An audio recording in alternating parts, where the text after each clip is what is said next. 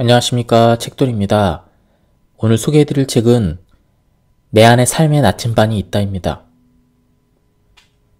저자는 법상, 출판사는 아름다운 인연입니다. 우리가 살아가고 있는 이 삶은 지금 이대로 전혀 바꿀 필요 없이 이미 완벽하다. 삶을 아름답게 꾸미기 위해서 혹은 세상을 바꾸기 위해서 노력을 가야 할 필요조차 없다. 이 근원의 안전성에는 전혀 손댈 일이 없기 때문이다. 이런 삶 위에서 우리가 해야 할 일은 그저 이 아름다운 지구별의 풍경을 여행자가 되어 구경하고 누리며 주어진 시간 동안 즐겁게 체험하는 것이 전부이다. 그렇다. 이 아름다운 지구별에서의 여행을 그저 충분히 만끽하며 있는 그대로 체험할 수 있다면 이곳에서의 삶은 완벽하게 경험될 것이다.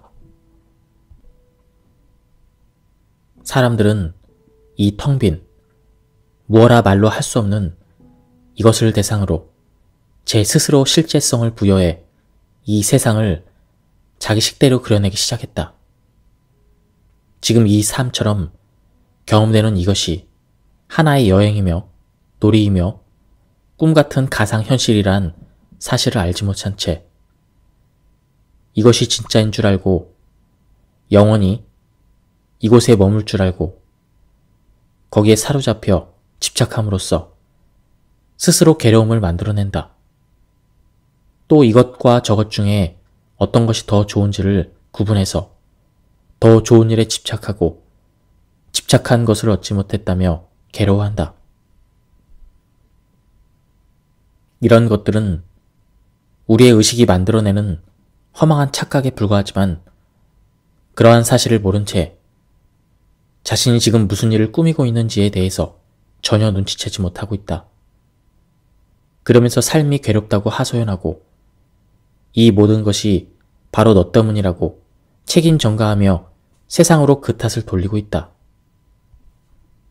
이 책에는 우리가 살아오면서 어떻게 스스로를 속박시켰는지, 어떻게 허망한 착각을 일으키게 되었으며 그로 인해 우리의 삶이 어떻게 고통받게 되었는지에 대한 작은 통찰을 담고자 했다. 또 그렇게 오염되기 전에 본래의 존재와 우주는 어떠했는지에 대한 이야기이며 조금 더 구체적으로는 이 지구별에서의 여행은 어떻게 해야 하는지, 어떻게 사는 것이 진리답게 사는 것인지에 대한 작은 깨우침을 담고자 노력했다.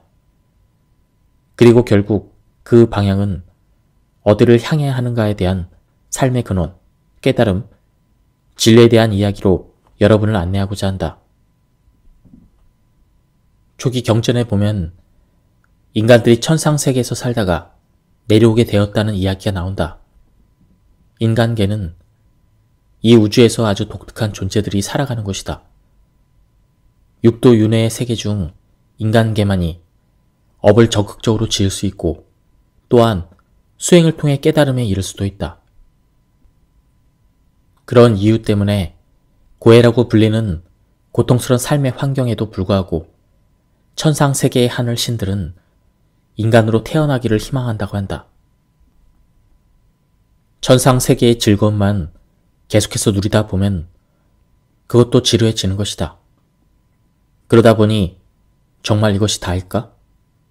무언가 또 다른 높은 삶의 길이 있지 않을까? 이런 의문을 품는 이들이 생긴다. 마음을 내는 자들에게는 그 길이 보일 수밖에 없듯 그런 의문을 품는 이들에게 한 줄기의 희망의 땅이 보이는 것이다. 그것이 바로 지구별이라는 인간계이다. 인간계의 특징 첫 번째는 괴로움이 끝이 없는 고해라는 점인데 그것을 다 상쇄하고도 남을 또 하나의 특징이 있다. 바로 그 고통스러운 삶을 통해 지혜를 배우고 깨달아 갈 수 있다는 점이다. 인간계를 인토 혹은 감인토라고도 한다. 고통을 감내하고 참아내는 세계라는 뜻이다. 그렇다고 무조건 나쁜 곳이기만 한 것은 아니다. 그 고통을 통해 깨달음으로 나아갈 수 있기 때문이다. 쉽게 말해 아주 획기적으로도 빠르게 공부의 진화가 일어나고 깨달음에 이를 수 있는 곳이 인간계이다. 우리가 왜 아프리카에 오지나 네팔의 히말라야로 여행을 떠나는가? 힘든 줄 뻔히 알지만 그것을 통해 무언가를 배우고 깨닫기 위해서이다. 천상세계의 신들이 인간계로 한생 여행을 오는 이유도 비슷하다. 천상세계에서 수백, 수천 년을 즐겁게 사는 것보다 인간계에서 100년도 안 되는 짧은 시간을 살며 고통을 통해 깨달음을 얻기 위해서이다. 인간계의 100년은 도리천의 하루이고 1600년은 타와자제천의 하루이다. 인간계에서 100년 동안 고통을 받더라도 타와자제천 신들에게는 1시간 정도의 짧은 고통에 불과하다. 그러니 그 짧은 시간의 고통이란 여행을 통해서 놀라운 깨달음을 얻을 수 있다면 인간계에 오지 않을 이유가 없는 것이다. 그러나 희망한다고 다 올 수 있는 것은 아니다. 번호표를 뽑아가며 수천, 수만 년 이상을, 아니 수억 겁을 기다리고 기다려야 한다. 그만큼 영광스러운 가능성의 땅, 성장과 깨달음의 땅, 그곳이 바로 지구별인 것이다. 불경에서도 맹구 우목, 인산 난득이라 하며 인간 몸을 받아 태어나는 것이 얼마나 어려운 일인지 설명하고 있다. 이토록 인간으로 태어나는 것이 어렵다. 그런데 우리 모두는 그 어려운 일을 이렇게 해냈다. 수많은 경쟁을 뚫고 오랜 기다림을 거쳐 드디어 이 땅에 왔다. 깨달음이라는 가능성이 현실이 되는 가슴 벅찬 희망의 땅, 인간계에 도착한 것이다. 왜 내려왔을까? 그냥저냥 먹고 살려고, 혹은 남들과의 경쟁에서 이기려고, 혹은 돈 많이 벌어 보려고 온 것이 아니다. 우리는 이 생로병사의 고통스러운 삶을 통해 지혜를 배우고 깨닫기 위해서 왔다. 그것이 바로 우리가 인간계에 온 이유이다. 고통스럽다고 신세를 한탄하지 않는가? 사는 것이 너무 힘겹다고 원망하고 있진 않은가? 너무 원망하거나 비탄에 빠져 있지 마라. 바로 그것을 통해 배우고 깨닫고자 당신이 여기에서 와 있는 것이다. 주어진 삶의 고통을 받아들일 때 그것을 통해 깨어날 수 있는 놀라운 기회가 주어진다. 그것은 고통처럼 보이지만 놀라운 성장의 깨달음의 기회인 것이다. 그러니 이 100년도 안 되는 타와자제천에서 보면 1시간 정도밖에 안 되는 짧은 시간을 허망하게 낭비만 해서는 안 될 것이다. 아니, 그럴 시간이 없다. 고통 넘어 그 뒤에 담긴 삶의 의미를 살펴보자. 이 고통의 시간 속에서 고를 넘어 삶을 배우고 성장하고 깨달음에 이르는 것, 그것이야말로 당신이 이 지구별에 온 목적이다. 어떤 일을 하고 싶다면 그렇게 하라. 내 가슴을 뛰게 하는 일, 나의 열정이 이끄는 일이 있다면 그것이야말로 나의 일이다. 하고 싶은 일, 그것이야말로 내가 해야 될 일이다. 물론 하고 싶은 일은 때에 따라서 달라진다. 그때그때 마음이 이끄는 일을 하다 보면 그 일을 통해 삶을 깨닫고 배우게 된다. 그러다가 또다시 다른 일에 끌린다면 그것도 좋다. 이랬다 저랬다 한다고 탓할 필요는 없다. 어느 한 가지 일만이 옳다거나 그것만이 나의 사명이라거나 그것에 목숨을 걸면서 그것 아니면 절대 안 되는 일을 만들지 마라. 그런 것은 없다. 정해진 사명, 정해진 삶의 목적은 없다. 그렇게 어떤 일을 해도 좋다. 당신 마음에 이끄는 일을 하라. 다만 어떤 한 가지 일도 당신을 완전히 집어삼키지 못하게 하라. 이럴 수도 있고 저럴 수도 있음을 기억하라. 그것에 전부를 걸지 마라. 될 수도 있고 안 될 수도 있다는 사실을 인정하라. 좋은 일이 생길 때를 주의 깊게 살펴라. 사실은 나쁜 일보다 좋은 일들이 밀물처럼 밀려오는 순간이 오히려 인생의 위기가 될 수 있다. 좌절의 순간보다 성취의 순간에 더 주의 깊게 깨어 있으라. 나쁜 일은 미리 대처를 하게 되지만 좋은 일에 대해서는 대처할 수 없이 속수무책으로 당하기 쉽다. 나도 모르는 사이에 집착하게 되고 사로잡히고 결국 무너지게 되는 것이다. 일이 잘 풀릴 때, 승승장구할 때 오히려 그때를 잘 살펴라. 어떤 이는 인생에서 정점을 찍지 말라고 한다. 잘 나가고 주목받으며 훨훨 나는 시기일수록 잠시 멈춰서는 브레이크 타임이 필수적이다. 최고의 순간에 잠시 멈춰 설 줄 아는 지혜가 필요하다. 화려한 비상에는 언제나 자만과 이상, 욕망과 집착이 함께 따라오기 마련이다. 잘 나갈 때 그 기세를 몰아 정점을 찍어버리면 그때부터는 내려올 일만 남는다.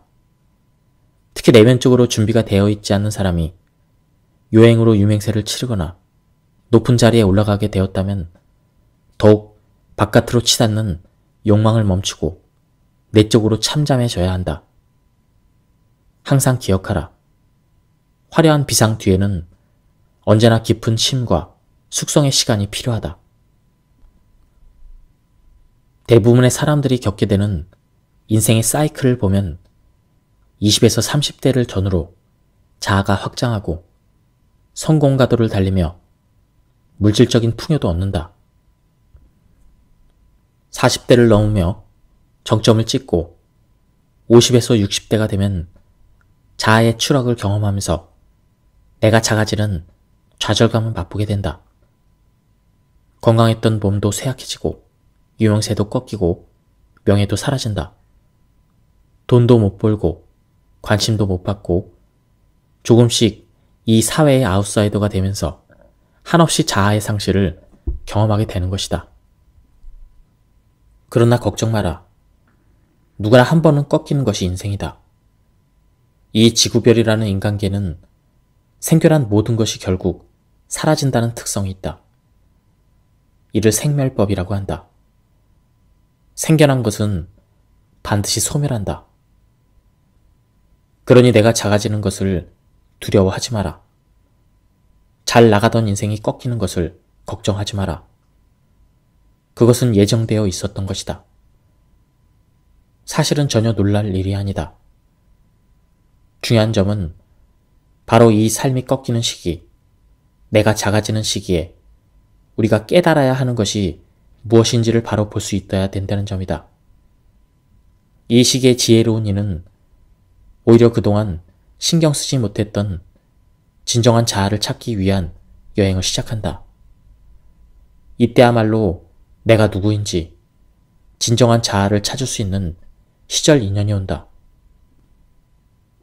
외부로부터 인정을 받고 관심받고 사랑받고자 했던 평생의 그 모든 노력이 꺾인다. 이제 비로소 내가 나 자신에게 진정한 관심을 쏟을 수 있는 시간이 온 것이다. 비로소 내가 나를 만날 시간이다. 어떤가? 이런 절호의 기회가 또 어디에 있단 말인가? 완전한 절망. 바로 그 폐허 같은 자리에서 꽃은 핀다. 바깥에만 쏟았던 온 신경과 에너지를 이제부터 온전한 내면에만 쏟아 부을 수 있게 된 것이다. 지혜로운 이는 아상의 소멸로 인해 처음에 잠시 절망하겠지만 결국 바로 이것이야말로 인생의 놀라운 선물이었음을 깨닫는다. 바깥의 상에만 치우치던 헛개빛 같은 삶을 정리하고 삶 너머에 있는 참된 자아를 확인할 시간. 이 시기를 놓치지 마라. 인생의 의미를 깨달아야 할 때이다. 내가 진정 누구인지를 찾아라. 마음 공부하기 참 좋은 시절이 아닌가. 생각이나 느낌이 있을 때 우리 뇌는 뉴로펩타이드라는 화학물질을 생성한다. 그리고 그것을 받아주는 수용체가 뇌세포 표면에 있음을 과학자들이 밝혀냈다. 그리고 이러한 수용체가 뇌에만 있는 것이 아니라 우리 신체 대부분의 부위들에도 있다는 사실을 발견했다. 이 실험은 우리가 마음이라고 부르는 것이 뇌 속에만 있는 것이 아니라는 것을 의미한다. 쉽게 말하면 온몸의 세포들이 마음이 있는 것이다. 기뻐서 날아갈 것 같다라거나 슬퍼서 가슴이 아프다라는 말은 그야말로 말 그대로 진실이었다. 심지어 우리가 평온함을 느낄 때 우리 몸은 제약회사에서 만드는 것과 비슷한 진정제를 생산해내며 신나는 기분일 때는 항암 효과가 있는 면역 분비물을 생산한다고 한다. 또한 불안감을 느낄 때는 온몸에서 신경과민 분자들이 생산된다. 노화도 마찬가지다. 나이가 들면 누구나 힘이 빠지고 이도 빠지고 근력도 약해지고 치매도 오고 흰머리도 늘어나고 기억력도 쇠퇴한다는 것을 알고 있다. 이것이 진실이라고 그렇게 아는 것이 아니라 내가 그렇게 믿기 때문에 그것이 사실이 되는 것이다. 결과적으로 마음은 노화도 멈추게 할 수 있다. 디펙 초프라는 자신이 정신병동에서 근무했을 때 그때 만난 환자들 중 시간 개념이 없던 한 여인을 예로 들었다. 그녀는 몸이 늙지 않는 듯 보였다고 한다. 실제로는 60대였지만 겉모습은 30대였다고 수레하였다. 모든 것은 우리가 그렇다고 믿을 때만 그렇게 된다. 우리가 알고 있는 마음의 힘은 이토록 강력하다. 그런데도 우리는 여전히 이 모든 것의 원천인 내부의 마음을 어떻게 다스려야 할지보다 외부에 있는 물질 세계를 어떻게 바꿀지에만 관심을 가지고 있다. 외부를 바꾸려고 애쓰면서 힘의 언저리에만 맴도는 그런 생활은 이제 끝내고 이 힘이 드러나는 원천인 마음 그 자체에 접속해보자. 꿈속에서는 모든 것이 생생한 진짜처럼 보이지만 깨고 보면 한바탕 꿈이었을 뿐이다. 어리석음이라는 무명의 꿈을 꾸고 있는 중생에서 생사가 진짜 있는 것처럼 보일 뿐이지 지혜를 깨달아 무명의 꿈을 깬 자에게 생사는 한바탕 꿈일 뿐이다. 성공한 것처럼 보이고 실패한 것처럼 보이는 일이 있을지언정 성공하거나 실패한 삶은 없지 않은가. 다만 우리의 의식 속에서 이러이러한 것은 성공, 저러저러한 것은 실패라고 관념 지어 놓았기 때문에 성공과 실패가 경험되고 있을 뿐이다. 삶과 죽음도 마찬가지다. 산다거나 죽는다는 것은 우리의 의식 속에서 일어나는 관념일 뿐이다. 실제 나고 죽는 것은 없다. 이 육신을 나라고 여기는 자에게만 죽음이 가짜로 경험될 뿐이다.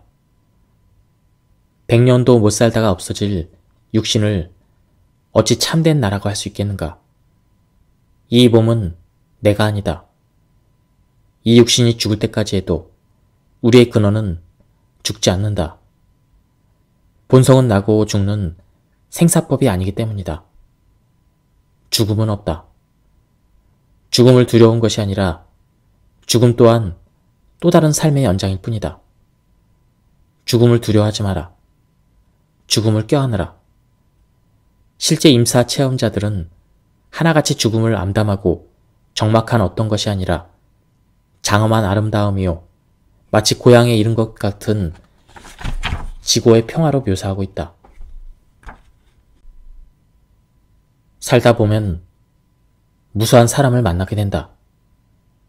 내 마음에 맞는 사람도 만나지만 마음에 들지 않는 사람도 만난다. 그러나 내 마음에 드는 사람만, 내가 좋아하는 사람만 만나려 한다면 결국 성숙과 깨달음은 없다. 마음에 들지 않는 사람과의 만남이 있어야 중도를 깨닫고 의식의 성숙을 이룰 수가 있다. 그 사람이 자식이든 아내든 친구든 동료든 그들에게는 아무런 문제가 없다. 그들은 나를 찾아온 우주적 파트너이다. 성격이 나쁘다고 마음에 들지 않는 행동을 한다고 해도 그건 그냥 나를 깨닫게 해주는 방식 중 하나일 뿐이다. 물론 그들에게 문제가 있을 수도 있고 그 문제로 인해 당신이 괴로울 수도 있다. 하지만 그들을 바꾸려 들지 마라. 그들이 가진 독특한 문제와 단점들로 나를 성장시키기 위해서 우주로부터 온 영적인 도우미이며 내 성장의 메신저이기 때문이다. 그들에게 내가 원하는 방식대로 나를 대해주기를 바라지 마라. 그들이 바뀌기를 바라기보다 내가 어떻게 바뀔 것인가를 살펴라. 그들은 어지간해서 바뀌지 않는다. 그가 나를 찾아온 사명이 있기 때문이다. 사실은 내 안에 어떤 문제를 해결해주고 삶의 지혜를 주기 위해 그들은 나를 찾아온 것이다. 근원에서는 내 안에 어떤 문제들이 그들을 내 삶으로 끌어들인 것이다. 그들이 내게 온 이유는 전적으로 나에게 있다.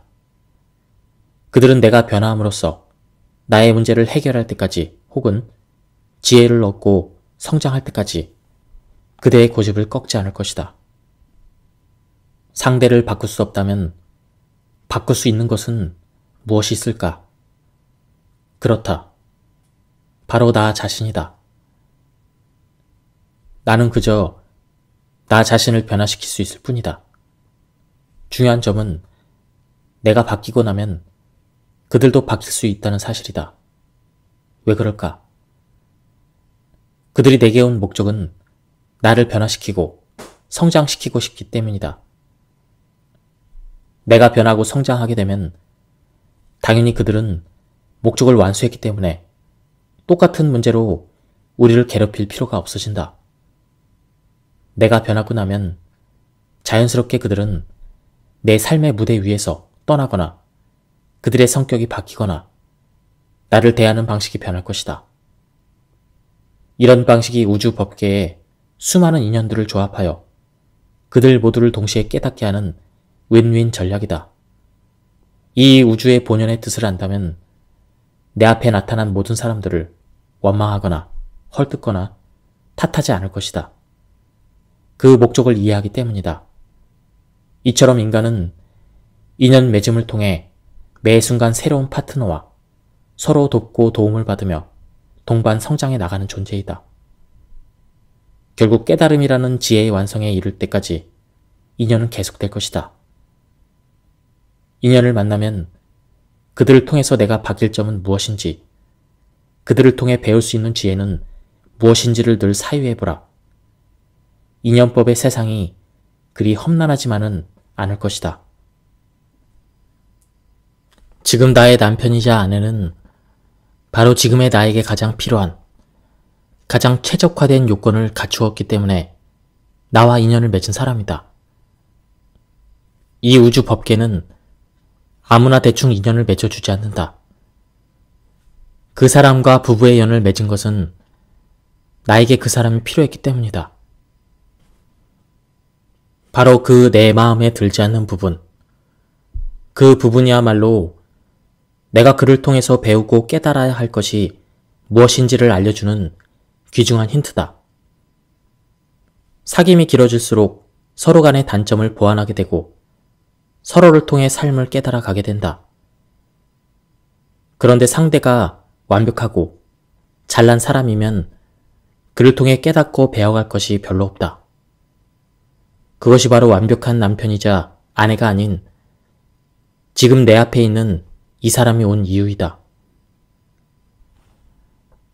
서로의 단점을 통해 삶의 지혜를 수확하는 곳이 바로 이 사바세계인 것이다. 이성을 사귈 때는 조금 못났거나 조금 단점이 보이거나 조금씩 부족한 부분이 보이는 그런 사람을 사귀는 것이 좋다. 그래야 서로 맞춰주고 배워가며 또 깨달아가는 그런 삶을 살아갈 수가 있다. 단점을 아무리 얘기해줘도 왜 바꾸지 않느냐고 꾸중만 할 것이 아니라 그 단점을 있는 그대로 허용해주고 사랑하고 받아들여보라. 그리고 그 단점을 통해 배우고 깨달으라. 그 단점은 상대방의 문제가 아니라 바로 내 공부의 재료이다. 그 단점을 통해 내가 이 생에서 배워야 할 것을 배우는 순간 상대방의 단점 또한 사라질 것이다. 그렇다. 그와 나는 그런 방식으로 서로 돕기 위한 아름다운 깨달음의 파트너였던 것이다. 아니, 우린 서로 둘이 아니다. 그렇기에 내가 깨달으면 그도 깨닫는다. 너무 완벽한 사람을 찾으려 하지 마라. 우리 모두는 완벽하기 때문이 아니라 조금 부족하기 때문에 이렇게 누군가를 찾고 사랑하며 의지하고 도움을 받으며 살고 있는 존재들이 아닌가. 티베트 사자에서에 보면 우리의 죽음이야말로 어머니의 품처럼 평온한 순간이며 깨달음의 빛이 열리는 때 빛으로 안내하는 사자들의 자비로운 도움을 받을 수 있는 때라고 한다. 어쩌면 죽음이야말로 힘들게 살았던 고해의 한 생을 잠시 정리하고 반성하며 되돌아볼 수 있는 진정한 휴식의 시간인 것이다. 그런데 그 휴식을 취할 때는 본질적인 자리와 하나가 된다고 한다. 그 근원과 내가 하나 된 자리에서 다음 생을 계획하는 것이다. 어떤 생이 나를 깨닫게 해줄 수 있을지, 그리고 그간의 업장을 소멸하게 해줄지를 종합적으로 고려해서 다음 생의 시나리오를 짜는 것이다. 그렇기 때문에 나와 아무 인연도 없는 사람이 뜬금없이 맺어지지는 않는다. 과거에 나와 인연을 맺은 사람들 중에서 풀어야 될 업이 있거나 갚아주어야 할 업이 있는 사람들과 인연을 풀고 도움을 주며 업과 에너지의 균형을 이룰 수 있는 삶을 계획하게 되는 것이다. 예를 들면 두 영혼이 이렇게 약속한 것이라 할 수 있겠다. 먼저 한 영혼이 이렇게 말한다. 너는 나의 직장 상사가 되어서 몇 년간 나를 괴롭혀라. 그럼으로써 내가 전생에 누군가를 괴롭혔던 그 과보도 소멸하고 누군가를 막 대하고 괴롭히던 내 습을 반성하게 될 것이다. 그런 기회를 나에게 주어라. 그러면 다른 영혼이 그래, 괴롭힘을 당하느라고 직장 생활이 힘들겠지만 너를 사랑하기 때문에 그 일을 감당해 줄게 하고 후일 만나 괴롭히게 되는 것이다. 나를 괴롭히는 사람은 내가 미워서 괴롭히는 것이 아니다. 사실은 나를 돕기 위해서, 업의 균형을 맞춰주기 위해서이다. 자비가 바탕에 있는 상호 협력 속에 업보의 계획은 이루어지는 것이다. 그러니 스스로 만든 자신의 삶에 온전히 책임을 질 수 있어야 한다. 삶을 받아들이는 일이 바로 온전히 책임지는 것이다. 여기에 좋고 나쁜 사람은 없다. 자비가 바탕이 된 상호 협력과 연기적인 연결성이 있을 뿐이다. 특히 나의 가족과 친구들처럼 가까운 인연 관계라면 더할 나위 없이 중요하다. 그러나 우리의 현실은 어떤가? 남들 앞에서는 말씨도 부드럽고 행동도 자비롭지만 집안에 돌아오면 화도 잘 내고 가족을 무시하기도 한다. 부모님은 나를 잘 아니까 부모님에게는 대충 해도 되고 화도 쉽게 내고 그러기 쉽다. 나와 가까운 한 사람과의 관계를 회복할 수 있어야 한다. 관계가 회복되고 벗과 친지들을 진정으로 사랑할 때 그 참된 지혜와 사랑은 우주 끝까지 퍼져나갈 것이다. 어떤 마음이, 어떤 행동이, 어떤 의도가 나에게서 나가는지가 중요하지 얼마나 많은 사람에게 영향을 끼치느냐가 중요한 것이 아니다. 단 한 사람을 진정으로 사랑할 수 있다면 그는 우주 법계와 사랑에 빠진 것이다. 오늘 내 삶에 나타나는 그 모든 사람이 바로 인간의 몸을 하고 나타난 한 분의 부처이며 우주의 대변자이다. 내 앞에 한 사람에게 그 순간의 최선을 다하라. 진급을 하면 성공, 진급을 못하면 실패라는 생각은 내 스스로 만들어낸 망상 속의 허망한 믿음뿐이다. 그것은 전혀 사실이 아니다. 진급을 못했기 때문에 오히려 퇴사해서 다른 일을 시작할 수도 있고 퇴사 이후에 오히려 성공할 수도 있다. 아주 단순하다. 그것은 성공과 실패의 두 갈래 길이 아니라 그저 알 수 없는 두 길 중 하나인 것이다. 그리고 우리의 인생은 언제나 알 수 없는 갈래길 위에 걷고 있다. 우리의 삶은 언제나 모를 뿐이다. 모른다는 사실을 아는 것이야말로 삶을 대하는 지혜롭고도 진실한 태도다. 그것이 성공인지 실패인지를 우리는 알 수 없음에도 얄팍한 생각을 굴려 안다고 여기고 성공이라거나 실패라고 여긴다는 것이 얼마나 어리석은 일인가. 중요한 것은 삶은 언제나 나를 위한 온전하고도 완전한 진실만을 내 앞에 드러낸다는 사실이다. 그러니 우리가 할 수 있는 일은 오직 있는 그대로의 삶을 받아들이고 삶을 신뢰하는 일뿐이다. 안다고 여기는 것, 좋다거나 나쁘다고 판단하는 것은 허망한 불멸심일 뿐 진실이 아니다. 성공이나 실패라고 관념을 지어놓고 그 속에 빠져 괴로워하느라 자신의 소중한 인생을 헛되게 보낼 이유는 없지 않은가. 그러니 기억하라. 인생에는 중립적인 어느 두 갈림길이 있을 뿐 더 좋다거나 나쁜 길은 없다. 지금 하고 있는 일, 당신의 직업은 적성에 맞는가? 직장 생활을 하면서도 또 다른, 더 좋은 직장을 꿈꾸고 있진 않은가? 사실 지금으로서는 현재의 이 자리가 분명한 나의 자리요. 나의 직업이 맞다. 정말 다니기 싫은데 억지로 다니는 사람도 있겠지만 그것을 지금 당장 그만두지 못한다면 그 단순한 이유만으로도 지금 이 직장이 최선임을 의미한다. 온갖 단점과 문제가 있고 동료들이 마음에 안 든다고 할지라도 지금은 바로 그런 곳에서 문제를 겪는 싫어하는 직원들과도 함께 생활하는 인생 연습을 하며 삶의 의미를 깨우치는 중인 것이다. 지금 이 직장은 상사와 동료들이 성격이 괴팍하고 아무것도 배울 점이 없다고 하소연할지 모른다. 그러나 바로 그런 점이야말로 당신이 지금 그 직장에 있어야 될 이유이다. 그런 단점과 문제를 가지고 있는 직장에서 어떻게 일을 해야 되는지, 직원들과 어떻게 교류를 하고 만나야 하는지에 대한 소중한 경험을 쌓기 위해서 그곳에 있는 것이다.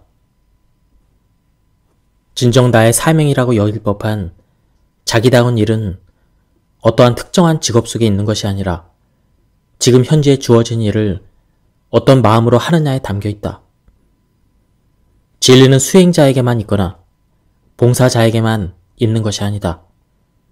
농부에게도, 음악가에게도, 노숙자에게도, 사업가에게도, 정치가에게도, 시장 상인에게도 있다. 즐거운 때가 있는가 하면 괴로운 순간들도 있다. 그런데 중요한 점은 괴롭고 슬프고 화나는 상황이 오더라도 그로 인해 반드시 괴로워야 할 것은 아니라는 점이다. 오히려 그런 때를 마음 공부의 기회로 삼을 수도 있다. 예를 들어보자. 화가 난다. 분노가 일어서 일이 손에 잡히지 않는다. 속이 부글부글 끓어오르고 폭발할 것만 같다. 바로 이때가 마음 공부하기 아주 좋은 순간이다. 보통 우리는 화가 나면 둘 중 하나의 행동으로 대응한다. 바깥으로 화를 내거나 안으로 화를 삭히는 방식이다. 이것이 전형적인 분별심이다. 분별심은 언제나 대상을 취하거나 버리는 양극단의 방식을 취한다. 화를 취해서 상대방에게 화를 내거나 화를 버리는 방식으로 안으로 삭히는 것이다. 그런데 화를 폭발시켜 상대방에게 화를 내게 하면 상대방이 괴롭고 안으로 삭힘으로써 덮어두면 내가 괴롭다. 그 양쪽의 방식 모두 폭력적이며 화의 에너지를 가속시킨다. 그리고 화의 업장을 내면화에서 저장하게 된다. 이렇게 화를 저장하게 되면 언젠가 업보가 따른다. 밖으로 보낸 그 화의 과보로 인해서 언젠가 상대방에게 복수를 당할 수도 있고 안으로 삭힌 과보로 화병이 날 수도 있다. 화가 날 때 그 화를 취함으로써 상대방에게 화를 내거나 버림으로써 화를 안으로 삭히려고 애쓰는 그 양극단의 행동을 하지 말아보라. 화를 취하지도 버리지도 말고 그 화가 거기에 있다는 사실을 인정해주고 허용해주고 존중해주며 그 화와 함께 있어주는 것이다. 그렇게 되면 화는 더 이상 에너지를 빨아들일 곳이 없어진다. 화는 취하거나 버리는 우리의 분별심을 먹고 더욱 커져야 되는데 더 이상 커질 동력을 상실하는 것이다. 이때 화가 할 수 있는 일은 없다. 화는 이제 저절로 소멸의 길을 걸을 수밖에 없다. 수용과 현존은 이처럼 화를 무효화시킨다. 더 좋은 것은 이 중도적 수용과 깨어있는 현존을 통해 내면의 화라는 에너지가 정화되는 업장 소멸이 일어난다는 사실이다. 나아가 더 중요한 점은 화를 통해 그 화를 넘어 그 배경의 분별 없는 근원 자리에 이룰 수 있다는 점이다. 화를 분별하면 화로 인해 분노하느라 중생이 된다. 하지만 화를 분별하지 않고 취하거나 버리지 않고 중도적으로 다루면 무분별해 본래 아무것도 없던 텅 빈 근원에 가닿게 되는 것이다. 이처럼 화가 난다는 그 자체는 전적으로 나쁜 것이기만 한 것이 아니다. 어리석은 이들은 화가 나면 괴롭고 분노하지만 지혜로운 자는 그 화를 중도적으로 다룬다. 그럼으로써 수용과 현존을 드러내고 업장 소멸과 깨어있음, 나아가 본래 자리에까지 나아가는 지혜를 만들어낼 수가 있다. 우리는 어떤 일을 행하면서 그 일이 순탄하게 잘 풀리기를 바란다. 그러면서 다른 한편으로는 그 일이 잘 풀리지 않으면 어쩌나 하고 근심 걱정을 한다. 이것이 바로 하나를 하면서 동시에 반대의 것을 원하는 것이다. 그 일을 추진하는 데 있어서 오로지 한 방향으로 마음을 쓰지 못하는 것이다. 안 되면 어쩌지 않은 부정적인 생각이 바로 그 일이 안 되는 방향으로 에너지를 흐르게 한다. 한편으로는 되는 쪽으로 에너지를 쓰면서 동시에 안 되는 쪽으로 쏟게 되니 우주 법계에서는 오락가락하지 않을 수가 없는 것이다. 부정적인 생각 없이 망설임이나 주저함 없이 근원에서 턱 내맡기고 저질러 보라. 결과는 아예 생각하지도 말고 다만 행하라. 잘 되고 안 되고는 우주의 뜻이라 생각하고 내맡기면 오로지 힘을 한 방향으로 쓰게 된다. 그때 우주의 전적인 지원을 받는다. 결과는 시작하는 마음 안에 이미 담겨 있다. 첫 마음이 전부이다. 내가 세상을 구원하겠노라고, 세상 사람들을 위해 위대한 일을 행하겠노라고 생각하는 이들이 있다. 그들은 많은 이들에게 긍정적이면서도 큰 영향력을 미쳐야만 세상을 밝힐 수 있다고 믿는다. 그러나 그렇지 않다.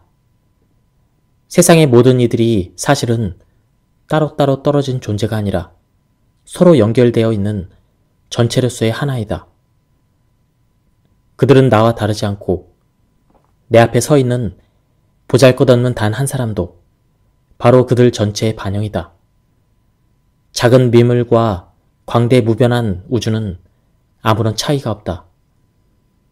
내 앞에서 나와 인연을 맺고 있는 바로 그 한 사람이 바로 전체 우주이다. 그는 전 우주의 대변자이자 전 우주가 개별적인 한 존재로 육화한 신이다. 내가 누군가와 인연을 맺는다는 것은 곧 그와 깊이 연결된다는 것이고, 연결된다는 것은 곧 그와의 인연을 통해 우주를 사랑한다는 것을 의미한다. 내가 그를 향해서 따뜻한 사랑의 말 한마디를 건네는 것은 사실 온 우주에게 사랑을 건네는 것이다. 감사와 칭찬의 한마디를 건네는 것은 전 우주에게 감사하고 있는 것이다. 우주 법계는 우리에게 크고 거창한 일을 기대하는 것이 아니라 바로 이처럼 내 앞에 단 한 사람을 사랑하고 내 앞의 현실을 온전히 살아내기를 기대하고 있다. 내 앞에 있는 사람에게 따뜻한 말 한마디를 건넬 때, 길 위에서 죽어가는 길고양이에게 음식을 건넬 때, 사실 우리는 온 우주 전체를 향해서 사랑을 나누고 있는 것이다. 그 작은 자비의 행위야말로 우주가 우리에게 거는 기대이다. 눈앞에 있는 모든 존재가 성스럽고 장엄하며 존귀한 존재들이다. 따로 진리를 찾거나 거룩한 부처님을 찾거나 장엄한 신을 찾지 마라. 그것은 언제나 지금 여기에 있다. 내가 만나 인연을 맺는 모든 이들, 그들이 바로 진리요 부처님이요 장엄한 신이다. 이것이 바로 매 순간 자비를 실천해야 되는 이유이고, 잘났거나 못났다는 분별 없이 모든 이들을 부처님처럼 대해야 되는 이유이다. 내 삶에 어떤 문제가 생겼다면 그것은 내 삶에서 배워야 할 것이 생겼음을 의미한다. 지금 이 순간 내게 일어나는 일이야말로 내가 지금 깨달아야 할 바로 그것이다.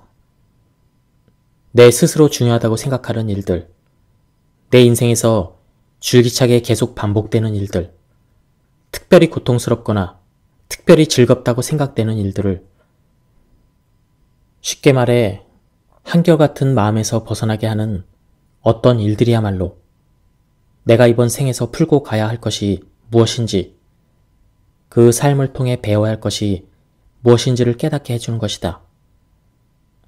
내가 과도하게 집착하는 것이나 과도하게 싫어하는 것은 오히려 내가 어디에 묶여 있는지를 보여준다.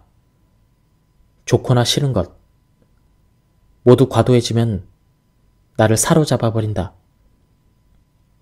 내가 지닌 업의 성향이 드러내주는 극단적인 경험을 통해 배우는 것이 삶이다. 그 배움으로써 극단을 내려놓고 중도의 길을 배워가는 깨달음의 과정이다. 우리가 이 지구별의 인간으로 태어난 목적이 바로 그것이다. 고통을 통한 성장, 고해를 건너 저 피 안에 이르는 것이다. 그러니 주어진 삶이 마음껏 일어나도록 허용해주라. 예, 지금까지 이 책에 대한 리뷰를 모두 마쳤습니다. 이 책은 굉장히 좋은 내용이 많았습니다.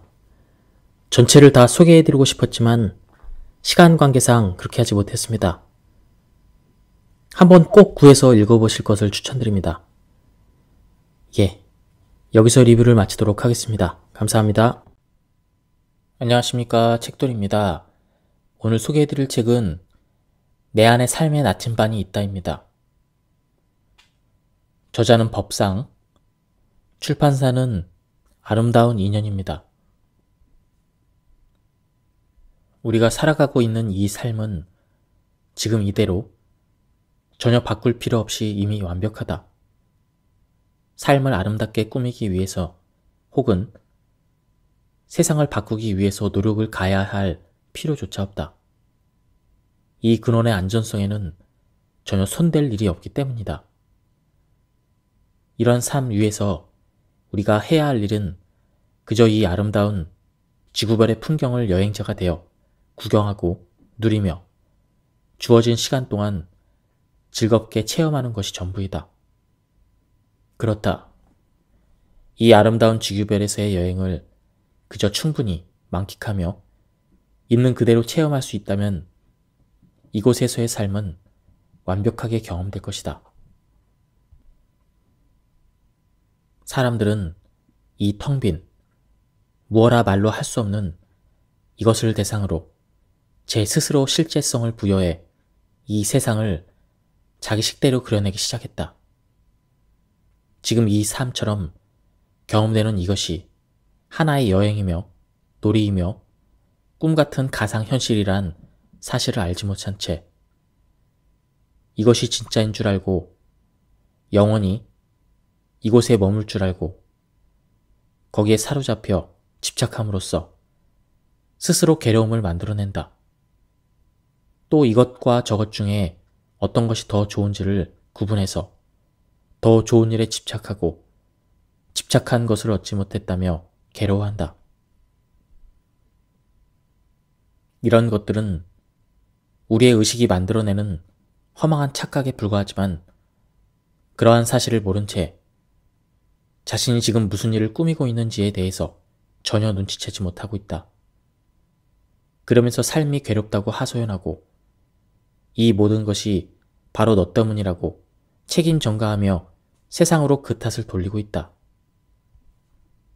이 책에는 우리가 살아오면서 어떻게 스스로를 속박시켰는지, 어떻게 허망한 착각을 일으키게 되었으며 그로 인해 우리의 삶이 어떻게 고통받게 되었는지에 대한 작은 통찰을 담고자 했다. 또 그렇게 오염되기 전에 본래의 존재와 우주는 어떠했는지에 대한 이야기이며 조금 더 구체적으로는 이 지구별에서의 여행은 어떻게 해야 하는지, 어떻게 사는 것이 진리답게 사는 것인지에 대한 작은 깨우침을 담고자 노력했다. 그리고 결국 그 방향은 어디를 향해야 하는가에 대한 삶의 근원, 깨달음, 진리에 대한 이야기로 여러분을 안내하고자 한다. 초기 경전에 보면 인간들이 천상세계에서 살다가 내려오게 되었다는 이야기가 나온다. 인간계는 이 우주에서 아주 독특한 존재들이 살아가는 곳이다. 육도 윤회의 세계 중 인간계만이 업을 적극적으로 지을 수 있고 또한 수행을 통해 깨달음에 이를 수도 있다. 그런 이유 때문에 고해라고 불리는 고통스러운 삶의 환경에도 불구하고 천상세계의 하늘 신들은 인간으로 태어나기를 희망한다고 한다. 천상세계의 즐거움만 계속해서 누리다 보면 그것도 지루해지는 것이다.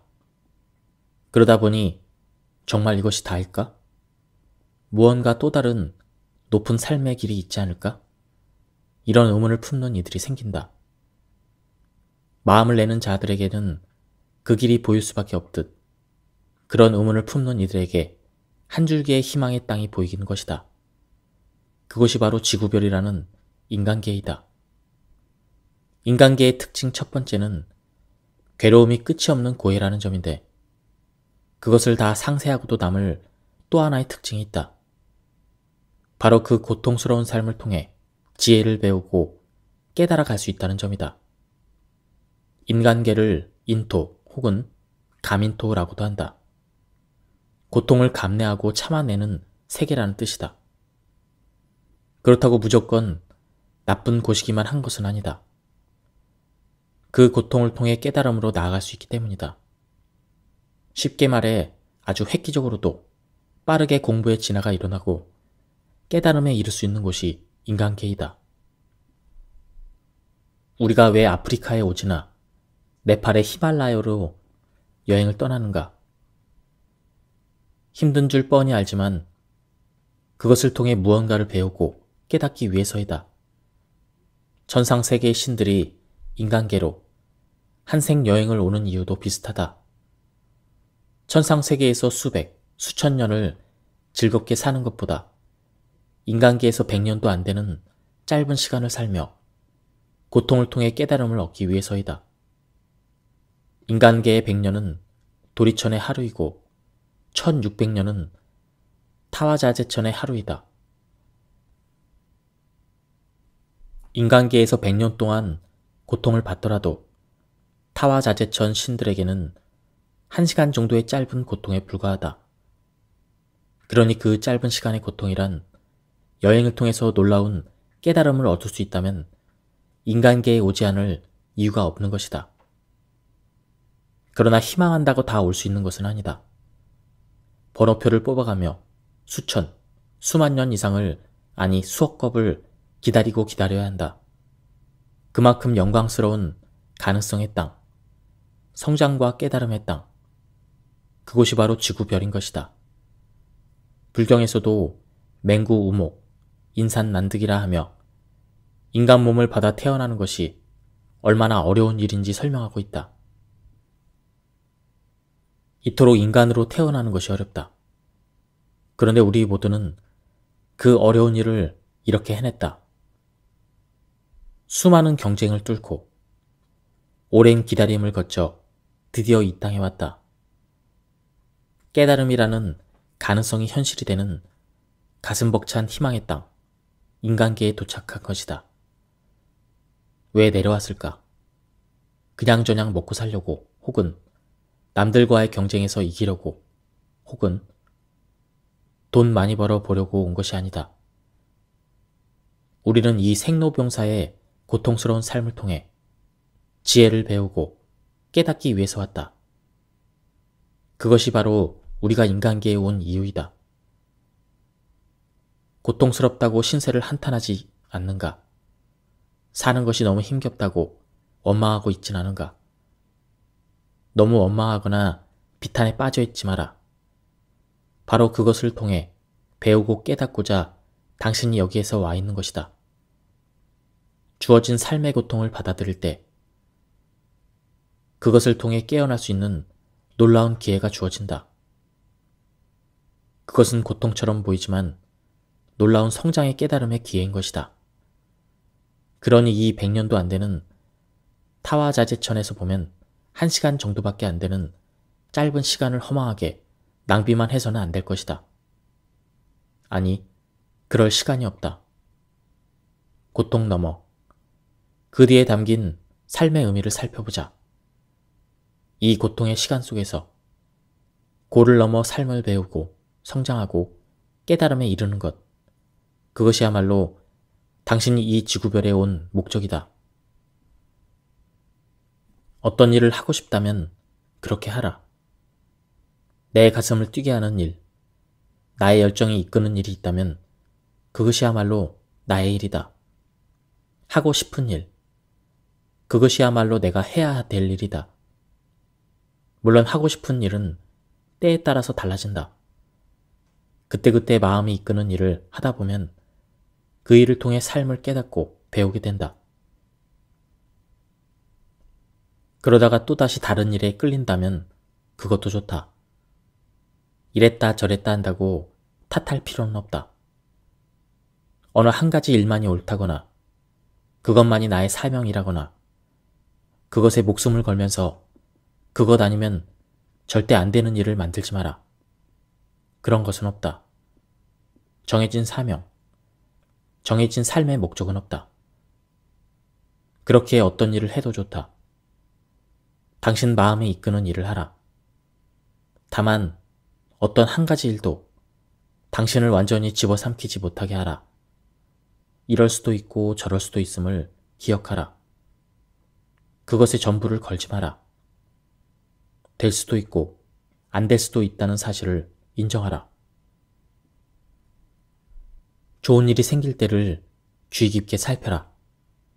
사실은 나쁜 일보다 좋은 일들이 밀물처럼 밀려오는 순간이 오히려 인생의 위기가 될 수 있다. 좌절의 순간보다 성취의 순간에 더 주의 깊게 깨어 있으라. 나쁜 일은 미리 대처를 하게 되지만 좋은 일에 대해서는 대처할 수 없이 속수무책으로 당하기 쉽다. 나도 모르는 사이에 집착하게 되고 사로잡히고 결국 무너지게 되는 것이다. 일이 잘 풀릴 때, 승승장구할 때 오히려 그때를 잘 살펴라.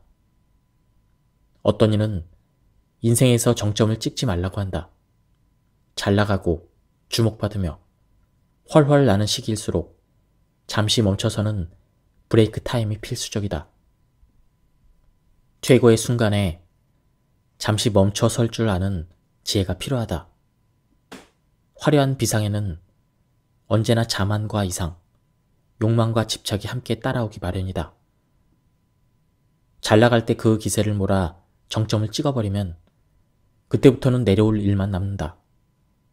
특히 내면적으로 준비가 되어 있지 않는 사람이 요행으로 유맹세를 치르거나 높은 자리에 올라가게 되었다면 더욱 바깥으로 치닫는 욕망을 멈추고 내적으로 참잠해져야 한다.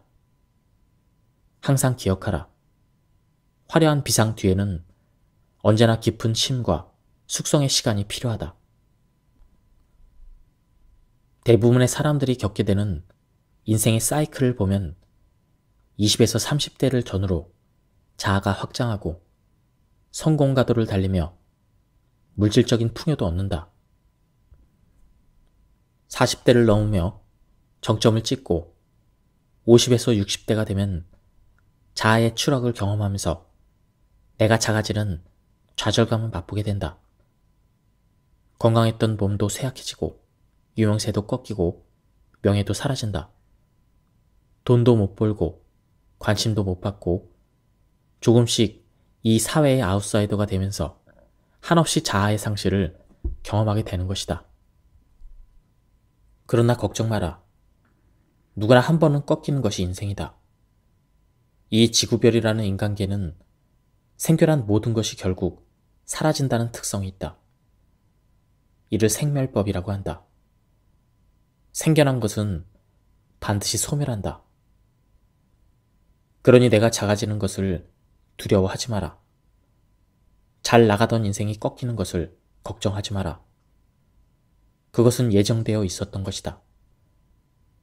사실은 전혀 놀랄 일이 아니다. 중요한 점은 바로 이 삶이 꺾이는 시기, 내가 작아지는 시기에 우리가 깨달아야 하는 것이 무엇인지를 바로 볼 수 있어야 된다는 점이다. 이 시기의 지혜로운 이는 오히려 그동안 신경 쓰지 못했던 진정한 자아를 찾기 위한 여행을 시작한다. 이때야말로 내가 누구인지 진정한 자아를 찾을 수 있는 시절 인연이 온다. 외부로부터 인정을 받고 관심받고 사랑받고자 했던 평생의 그 모든 노력이 꺾인다. 이제 비로소 내가 나 자신에게 진정한 관심을 쏟을 수 있는 시간이 온 것이다. 비로소 내가 나를 만날 시간이다. 어떤가? 이런 절호의 기회가 또 어디에 있단 말인가? 완전한 절망. 바로 그 폐허 같은 자리에서 꽃은 핀다. 바깥에만 쏟았던 온 신경과 에너지를 이제부터 온전한 내면에만 쏟아 부을 수 있게 된 것이다. 지혜로운 이는 아상의 소멸로 인해 처음에 잠시 절망하겠지만 결국 바로 이것이야말로 인생의 놀라운 선물이었음을 깨닫는다. 바깥의 상에만 치우치던 헛개빛 같은 삶을 정리하고 삶 너머에 있는 참된 자아를 확인할 시간. 이 시기를 놓치지 마라. 인생의 의미를 깨달아야 할 때이다. 내가 진정 누구인지를 찾아라. 마음 공부하기 참 좋은 시절이 아닌가. 생각이나 느낌이 있을 때 우리 뇌는 뉴로펩타이드라는 화학물질을 생성한다. 그리고 그것을 받아주는 수용체가 뇌세포 표면에 있음을 과학자들이 밝혀냈다. 그리고 이러한 수용체가 뇌에만 있는 것이 아니라 우리 신체 대부분의 부위들에도 있다는 사실을 발견했다. 이 실험은 우리가 마음이라고 부르는 것이 뇌 속에만 있는 것이 아니라는 것을 의미한다. 쉽게 말하면 온몸의 세포들이 마음이 있는 것이다. 기뻐서 날아갈 것 같다라거나 슬퍼서 가슴이 아프다라는 말은 그야말로 말 그대로 진실이었다. 심지어 우리가 평온함을 느낄 때 우리 몸은 제약회사에서 만드는 것과 비슷한 진정제를 생산해내며 신나는 기분일 때는 항암 효과가 있는 면역 분비물을 생산한다고 한다. 또한 불안감을 느낄 때는 온몸에서 신경과민 분자들이 생산된다. 노화도 마찬가지다. 나이가 들면 누구나 힘이 빠지고, 이도 빠지고, 근력도 약해지고, 치매도 오고, 흰머리도 늘어나고, 기억력도 쇠퇴한다는 것을 알고 있다. 이것이 진실이라고 그렇게 아는 것이 아니라 내가 그렇게 믿기 때문에 그것이 사실이 되는 것이다. 결과적으로 마음은 노화도 멈추게 할 수 있다. 디펙 초프라는 자신이 정신병동에서 근무했을 때 그때 만난 환자들 중 시간 개념이 없던 한 여인을 예로 들었다. 그녀는 몸이 늙지 않는 듯 보였다고 한다. 실제로는 60대였지만 겉모습은 30대였다고 수레하였다. 모든 것은 우리가 그렇다고 믿을 때만 그렇게 된다. 우리가 알고 있는 마음의 힘은 이토록 강력하다.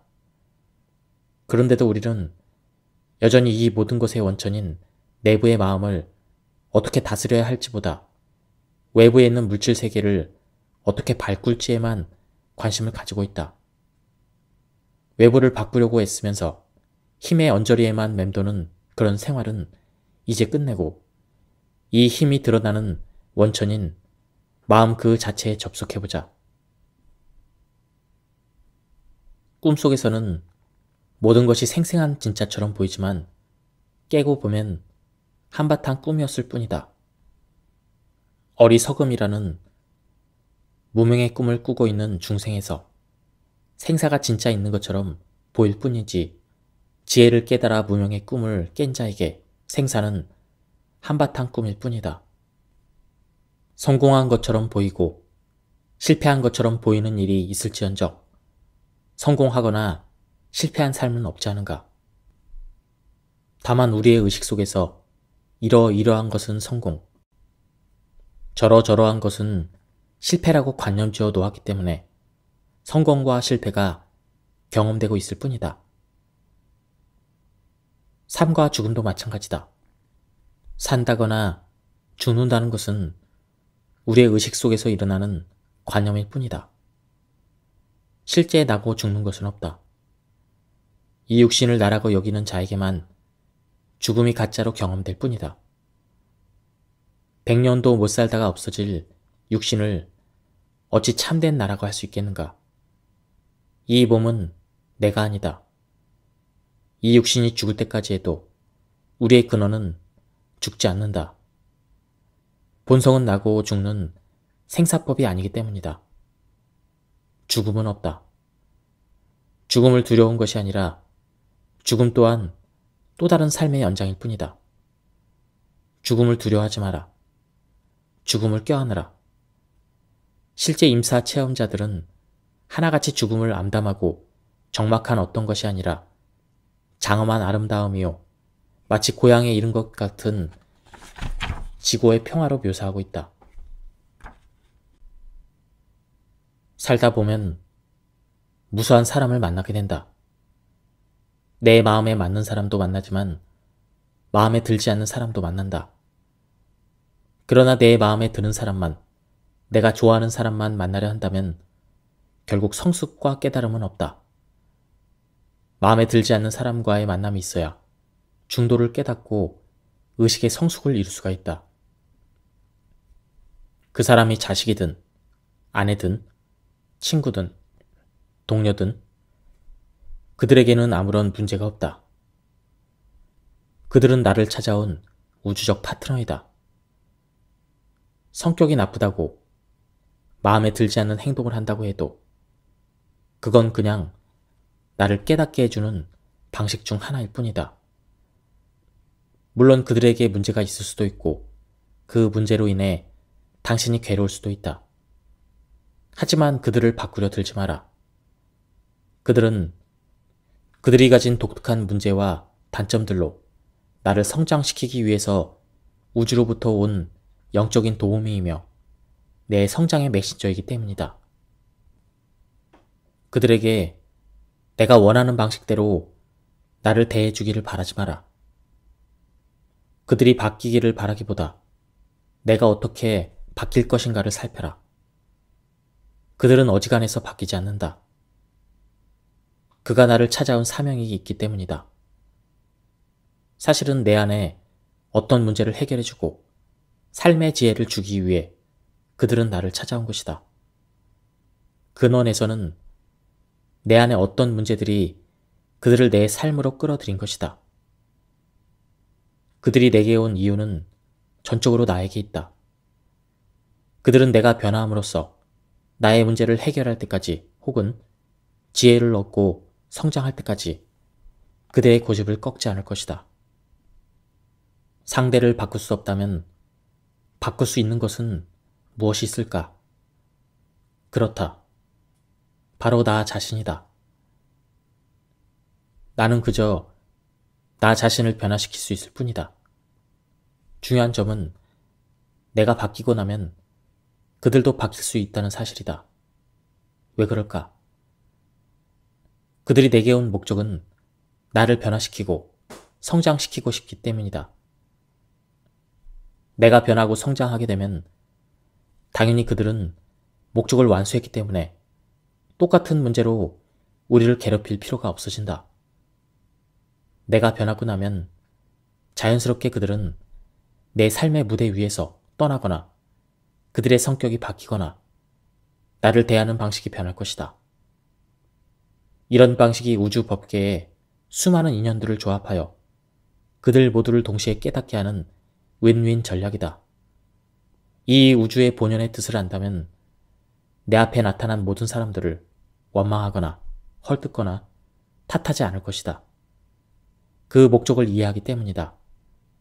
이처럼 인간은 인연 맺음을 통해 매 순간 새로운 파트너와 서로 돕고 도움을 받으며 동반 성장해 나가는 존재이다. 결국 깨달음이라는 지혜의 완성에 이를 때까지 인연은 계속될 것이다. 인연을 만나면 그들을 통해서 내가 바뀔 점은 무엇인지, 그들을 통해 배울 수 있는 지혜는 무엇인지를 늘 사유해보라. 인연법의 세상이 그리 험난하지만은 않을 것이다. 지금 나의 남편이자 아내는 바로 지금의 나에게 가장 필요한, 가장 최적화된 요건을 갖추었기 때문에 나와 인연을 맺은 사람이다. 이 우주 법계는 아무나 대충 인연을 맺어주지 않는다. 그 사람과 부부의 연을 맺은 것은 나에게 그 사람이 필요했기 때문이다. 바로 그 내 마음에 들지 않는 부분, 그 부분이야말로 내가 그를 통해서 배우고 깨달아야 할 것이 무엇인지를 알려주는 귀중한 힌트다. 사귐이 길어질수록 서로 간의 단점을 보완하게 되고 서로를 통해 삶을 깨달아 가게 된다. 그런데 상대가 완벽하고 잘난 사람이면 그를 통해 깨닫고 배워갈 것이 별로 없다. 그것이 바로 완벽한 남편이자 아내가 아닌 지금 내 앞에 있는 이 사람이 온 이유이다. 서로의 단점을 통해 삶의 지혜를 수확하는 곳이 바로 이 사바세계인 것이다. 이성을 사귈 때는 조금 못났거나 조금 단점이 보이거나 조금씩 부족한 부분이 보이는 그런 사람을 사귀는 것이 좋다. 그래야 서로 맞춰주고 배워가며 또 깨달아가는 그런 삶을 살아갈 수가 있다. 단점을 아무리 얘기해줘도 왜 바꾸지 않느냐고 꾸중만 할 것이 아니라 그 단점을 있는 그대로 허용해주고 사랑하고 받아들여보라. 그리고 그 단점을 통해 배우고 깨달으라. 그 단점은 상대방의 문제가 아니라 바로 내 공부의 재료이다. 그 단점을 통해 내가 이 생에서 배워야 할 것을 배우는 순간 상대방의 단점 또한 사라질 것이다. 그렇다. 그와 나는 그런 방식으로 서로 돕기 위한 아름다운 깨달음의 파트너였던 것이다. 아니, 우린 서로 둘이 아니다. 그렇기에 내가 깨달으면 그도 깨닫는다. 너무 완벽한 사람을 찾으려 하지 마라. 우리 모두는 완벽하기 때문이 아니라 조금 부족하기 때문에 이렇게 누군가를 찾고 사랑하며 의지하고 도움을 받으며 살고 있는 존재들이 아닌가. 티베트 사자에서에 보면 우리의 죽음이야말로 어머니의 품처럼 평온한 순간이며 깨달음의 빛이 열리는 때, 빛으로 안내하는 사자들의 자비로운 도움을 받을 수 있는 때라고 한다. 어쩌면 죽음이야말로 힘들게 살았던 고해의 한 생을 잠시 정리하고 반성하며 되돌아볼 수 있는 진정한 휴식의 시간인 것이다. 그런데 그 휴식을 취할 때는 본질적인 자리와 하나가 된다고 한다. 그 근원과 내가 하나 된 자리에서 다음 생을 계획하는 것이다. 어떤 생이 나를 깨닫게 해줄 수 있을지, 그리고 그간의 업장을 소멸하게 해줄지를 종합적으로 고려해서 다음 생의 시나리오를 짜는 것이다. 그렇기 때문에 나와 아무 인연도 없는 사람이 뜬금없이 맺어지지는 않는다. 과거에 나와 인연을 맺은 사람들 중에서 풀어야 될 업이 있거나 갚아주어야 할 업이 있는 사람들과 인연을 풀고 도움을 주며 업과 에너지의 균형을 이룰 수 있는 삶을 계획하게 되는 것이다. 예를 들면 두 영혼이 이렇게 약속한 것이라 할 수 있겠다. 먼저 한 영혼이 이렇게 말한다. 너는 나의 직장 상사가 되어서 몇 년간 나를 괴롭혀라. 그럼으로써 내가 전생에 누군가를 괴롭혔던 그 과보도 소멸하고 누군가를 막 대하고 괴롭히던 내 습을 반성하게 될 것이다. 그런 기회를 나에게 주어라. 그러면 다른 영혼이 그래, 괴롭힘을 당하느라고 직장 생활이 힘들겠지만 너를 사랑하기 때문에 그 일을 감당해 줄게 하고 후일 만나 괴롭히게 되는 것이다. 나를 괴롭히는 사람은 내가 미워서 괴롭히는 것이 아니다. 사실은 나를 돕기 위해서, 업의 균형을 맞춰주기 위해서이다. 자비가 바탕에 있는 상호 협력 속에 업보의 계획은 이루어지는 것이다. 그러니 스스로 만든 자신의 삶에 온전히 책임을 질 수 있어야 한다. 삶을 받아들이는 일이 바로 온전히 책임지는 것이다. 여기에 좋고 나쁜 사람은 없다. 자비가 바탕이 된 상호 협력과 연기적인 연결성이 있을 뿐이다. 특히 나의 가족과 친구들처럼 가까운 인연 관계라면 더할 나위 없이 중요하다. 그러나 우리의 현실은 어떤가? 남들 앞에서는 말씨도 부드럽고 행동도 자비롭지만 집안에 돌아오면 화도 잘 내고 가족을 무시하기도 한다. 부모님은 나를 잘 아니까 부모님에게는 대충 해도 되고 화도 쉽게 내고 그러기 쉽다. 나와 가까운 한 사람과의 관계를 회복할 수 있어야 한다. 관계가 회복되고 벗과 친지들을 진정으로 사랑할 때 그 참된 지혜와 사랑은 우주 끝까지 퍼져나갈 것이다. 어떤 마음이, 어떤 행동이, 어떤 의도가 나에게서 나가는지가 중요하지 얼마나 많은 사람에게 영향을 끼치느냐가 중요한 것이 아니다. 단 한 사람을 진정으로 사랑할 수 있다면 그는 우주 법계와 사랑에 빠진 것이다. 오늘 내 삶에 나타나는 그 모든 사람이 바로 인간의 몸을 하고 나타난 한 분의 부처이며 우주의 대변자이다. 내 앞에 한 사람에게 그 순간의 최선을 다하라. 진급을 하면 성공, 진급을 못하면 실패라는 생각은 내 스스로 만들어낸 망상 속의 허망한 믿음뿐이다. 그것은 전혀 사실이 아니다.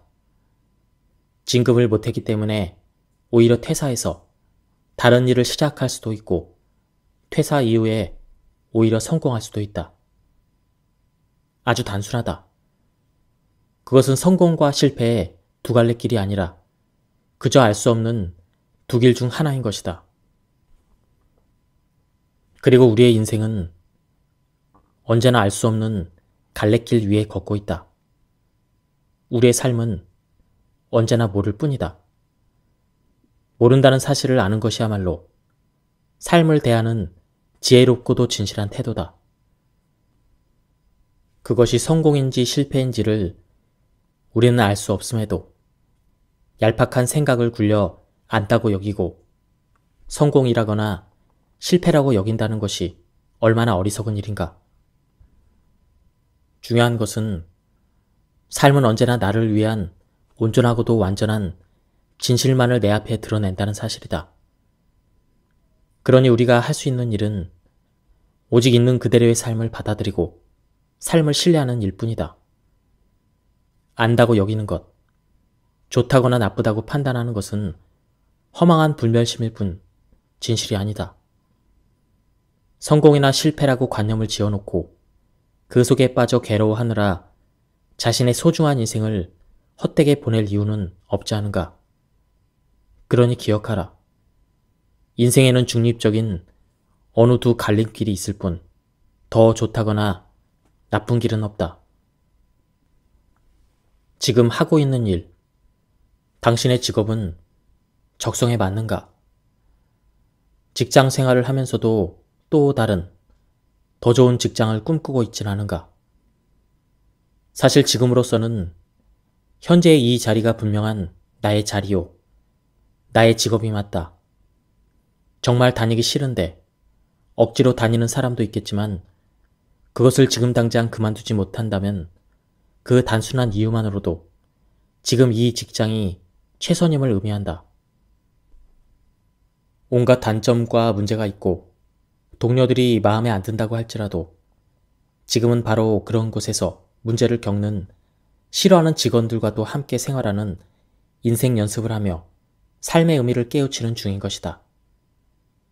지금 이 직장은 상사와 동료들이 성격이 괴팍하고 아무것도 배울 점이 없다고 하소연할지 모른다. 그러나 바로 그런 점이야말로 당신이 지금 그 직장에 있어야 될 이유이다. 그런 단점과 문제를 가지고 있는 직장에서 어떻게 일을 해야 되는지, 직원들과 어떻게 교류를 하고 만나야 하는지에 대한 소중한 경험을 쌓기 위해서 그곳에 있는 것이다. 진정 나의 사명이라고 여길 법한 자기다운 일은 어떠한 특정한 직업 속에 있는 것이 아니라 지금 현재 주어진 일을 어떤 마음으로 하느냐에 담겨 있다. 진리는 수행자에게만 있거나 봉사자에게만 있는 것이 아니다. 농부에게도, 음악가에게도, 노숙자에게도, 사업가에게도, 정치가에게도, 시장 상인에게도 있다. 즐거운 때가 있는가 하면 괴로운 순간들도 있다. 그런데 중요한 점은 괴롭고 슬프고 화나는 상황이 오더라도 그로 인해 반드시 괴로워야 할 것은 아니라는 점이다. 오히려 그런 때를 마음 공부의 기회로 삼을 수도 있다. 예를 들어보자. 화가 난다. 분노가 일어서 일이 손에 잡히지 않는다. 속이 부글부글 끓어오르고 폭발할 것만 같다. 바로 이때가 마음 공부하기 아주 좋은 순간이다. 보통 우리는 화가 나면 둘 중 하나의 행동으로 대응한다. 바깥으로 화를 내거나 안으로 화를 삭히는 방식이다. 이것이 전형적인 분별심이다. 분별심은 언제나 대상을 취하거나 버리는 양극단의 방식을 취한다. 화를 취해서 상대방에게 화를 내거나 화를 버리는 방식으로 안으로 삭히는 것이다. 그런데 화를 폭발시켜 상대방에게 화를 내게 하면 상대방이 괴롭고 안으로 삭힘으로써 덮어두면 내가 괴롭다. 그 양쪽의 방식 모두 폭력적이며 화의 에너지를 가속시킨다. 그리고 화의 업장을 내면화해서 저장하게 된다. 이렇게 화를 저장하게 되면 언젠가 업보가 따른다. 밖으로 보낸 그 화의 과보로 인해서 언젠가 상대방에게 복수를 당할 수도 있고 안으로 삭힌 과보로 화병이 날 수도 있다. 화가 날 때 그 화를 취함으로써 상대방에게 화를 내거나 버림으로써 화를 안으로 삭히려고 애쓰는 그 양극단의 행동을 하지 말아보라. 화를 취하지도 버리지도 말고 그 화가 거기에 있다는 사실을 인정해주고 허용해주고 존중해주며 그 화와 함께 있어주는 것이다. 그렇게 되면 화는 더 이상 에너지를 빨아들일 곳이 없어진다. 화는 취하거나 버리는 우리의 분별심을 먹고 더욱 커져야 되는데 더 이상 커질 동력을 상실하는 것이다. 이때 화가 할 수 있는 일은 없다. 화는 이제 저절로 소멸의 길을 걸을 수밖에 없다. 수용과 현존은 이처럼 화를 무효화시킨다.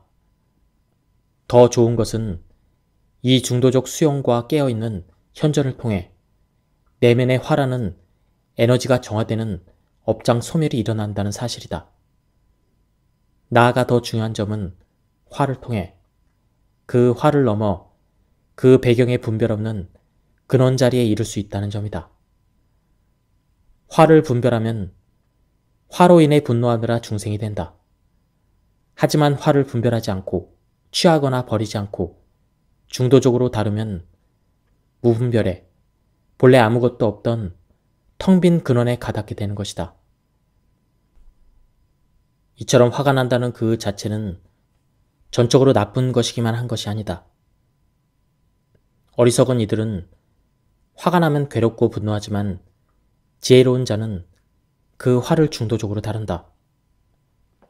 그럼으로써 수용과 현존을 드러내고 업장 소멸과 깨어있음, 나아가 본래 자리에까지 나아가는 지혜를 만들어낼 수가 있다. 우리는 어떤 일을 행하면서 그 일이 순탄하게 잘 풀리기를 바란다. 그러면서 다른 한편으로는 그 일이 잘 풀리지 않으면 어쩌나 하고 근심 걱정을 한다. 이것이 바로 하나를 하면서 동시에 반대의 것을 원하는 것이다. 그 일을 추진하는 데 있어서 오로지 한 방향으로 마음을 쓰지 못하는 것이다. 안 되면 어쩌지 않은 부정적인 생각이 바로 그 일이 안 되는 방향으로 에너지를 흐르게 한다. 한편으로는 되는 쪽으로 에너지를 쓰면서 동시에 안 되는 쪽으로 쏟게 되니 우주 법계에서는 오락가락하지 않을 수가 없는 것이다. 부정적인 생각 없이 망설임이나 주저함 없이 근원에서 턱 내맡기고 저질러 보라. 결과는 아예 생각하지도 말고 다만 행하라. 잘 되고 안 되고는 우주의 뜻이라 생각하고 내맡기면 오로지 힘을 한 방향으로 쓰게 된다. 그때 우주의 전적인 지원을 받는다. 결과는 시작하는 마음 안에 이미 담겨 있다. 첫 마음이 전부이다. 내가 세상을 구원하겠노라고, 세상 사람들을 위해 위대한 일을 행하겠노라고 생각하는 이들이 있다. 그들은 많은 이들에게 긍정적이면서도 큰 영향력을 미쳐야만 세상을 밝힐 수 있다고 믿는다. 그러나 그렇지 않다. 세상의 모든 이들이 사실은 따로따로 떨어진 존재가 아니라 서로 연결되어 있는 전체로서의 하나이다. 그들은 나와 다르지 않고 내 앞에 서 있는 보잘것없는 단 한 사람도 바로 그들 전체의 반영이다. 작은 미물과 광대무변한 우주는 아무런 차이가 없다. 내 앞에서 나와 인연을 맺고 있는 바로 그 한 사람이 바로 전체 우주이다. 그는 전 우주의 대변자이자 전 우주가 개별적인 한 존재로 육화한 신이다. 내가 누군가와 인연을 맺는다는 것은 곧 그와 깊이 연결된다는 것이고, 연결된다는 것은 곧 그와의 인연을 통해 우주를 사랑한다는 것을 의미한다. 내가 그를 향해서 따뜻한 사랑의 말 한마디를 건네는 것은 사실 온 우주에게 사랑을 건네는 것이다. 감사와 칭찬의 한마디를 건네는 것은 전 우주에게 감사하고 있는 것이다. 우주 법계는 우리에게 크고 거창한 일을 기대하는 것이 아니라 바로 이처럼 내 앞에 단 한 사람을 사랑하고 내 앞의 현실을 온전히 살아내기를 기대하고 있다. 내 앞에 있는 사람에게 따뜻한 말 한마디를 건넬 때, 길 위에서 죽어가는 길고양이에게 음식을 건넬 때, 사실 우리는 온 우주 전체를 향해서 사랑을 나누고 있는 것이다. 그 작은 자비의 행위야말로 우주가 우리에게 거는 기대이다. 눈앞에 있는 모든 존재가 성스럽고 장엄하며 존귀한 존재들이다. 따로 진리를 찾거나 거룩한 부처님을 찾거나 장엄한 신을 찾지 마라. 그것은 언제나 지금 여기에 있다. 내가 만나 인연을 맺는 모든 이들, 그들이 바로 진리요 부처님이요 장엄한 신이다. 이것이 바로 매 순간 자비를 실천해야 되는 이유이고, 잘났거나 못났다는 분별 없이 모든 이들을 부처님처럼 대해야 되는 이유이다. 내 삶에 어떤 문제가 생겼다면 그것은 내 삶에서 배워야 할 것이 생겼음을 의미한다. 지금 이 순간 내게 일어나는 일이야말로 내가 지금 깨달아야 할 바로 그것이다. 내 스스로 중요하다고 생각하는 일들, 내 인생에서 줄기차게 계속 반복되는 일들, 특별히 고통스럽거나 특별히 즐겁다고 생각되는 일들을 쉽게 말해 한결같은 마음에서 벗어나게 하는 어떤 일들이야말로 내가 이번 생에서 풀고 가야 할 것이 무엇인지, 그 삶을 통해 배워야 할 것이 무엇인지를 깨닫게 해주는 것이다. 내가 과도하게 집착하는 것이나 과도하게 싫어하는 것은 오히려 내가 어디에 묶여 있는지를 보여준다. 좋거나 싫은 것, 모두 과도해지면 나를 사로잡아 버린다. 내가 지닌 업의 성향이 드러내주는 극단적인 경험을 통해 배우는 것이 삶이다. 그 배움으로써 극단을 내려놓고 중도의 길을 배워가는 깨달음의 과정이다. 우리가 이 지구별의 인간으로 태어난 목적이 바로 그것이다. 고통을 통한 성장, 고해를 건너 저 피 안에 이르는 것이다. 그러니 주어진 삶이 마음껏 일어나도록 허용해주라. 예, 지금까지 이 책에 대한 리뷰를 모두 마쳤습니다. 이 책은 굉장히 좋은 내용이 많았습니다. 전체를 다 소개해드리고 싶었지만 시간 관계상 그렇게 하지 못했습니다. 한번 꼭 구해서 읽어보실 것을 추천드립니다. 예, 여기서 리뷰를 마치도록 하겠습니다. 감사합니다.